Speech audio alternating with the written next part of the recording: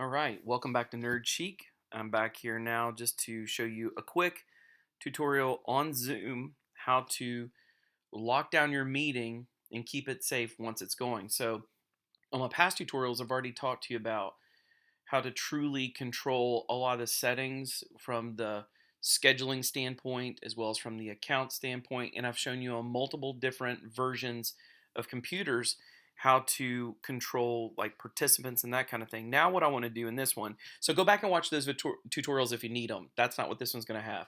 This tutorial is purely about once you have your folks in the meeting, locking it down to control who can be in it afterwards.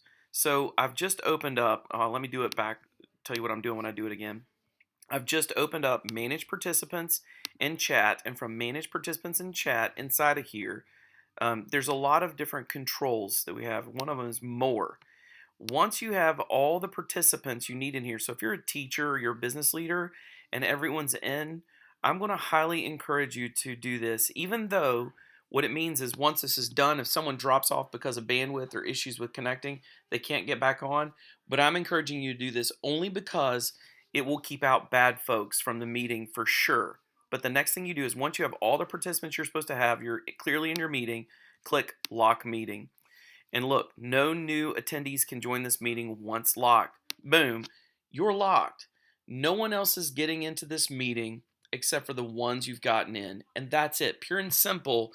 That's gonna make it so that no one else gets in there. Now, if you use my other tutorials and you've already locked down the screen share functionality and it's only you and you've locked down the mute because you've muted all, and then you've chosen like with mute all to not allow participants to unmute. When you do that, it really controls everything. So again, guys, this is the meeting locked function. Once it's on, no one else can get in. You can also unlock the meeting if someone says that they text and go, I fell out, and then you can lock it back. See, you can unlock it and lock it over and over again. And again, if you've locked down the one participant can share at a time, and you've only host can share, and you've muted all, no one can take over the screen and no one can get in except for who you want it to get in. So that's it. That's my encouragement. On my other videos, also look at all the settings in the account that stops people from joining too early, the settings that are in schedule meetings that stops people from joining early because they can get in and do nasty things there. This is full control. Also look at my tutorial that talks about how to stop any file sharing that's not specific files like docx or PDF or something you actually want so that people don't transfer viruses. All right, that's it for today.